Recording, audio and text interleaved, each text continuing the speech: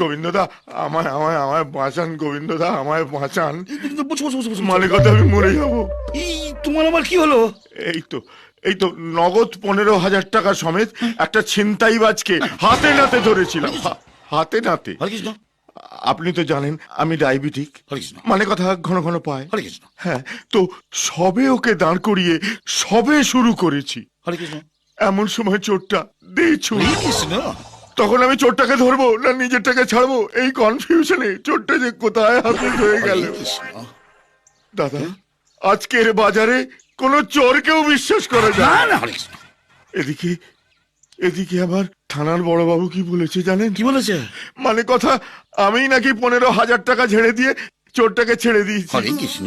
আপনি বলুন দাদা, আমায় দেখে আপনার এরকম মনে হয়? না না, তুমি এদিক ওদিক থেকে টুকটাক নাও বটে, তবে চোরের কাছ থেকে হরে কৃষ্ণ হরে কৃষ্ণ।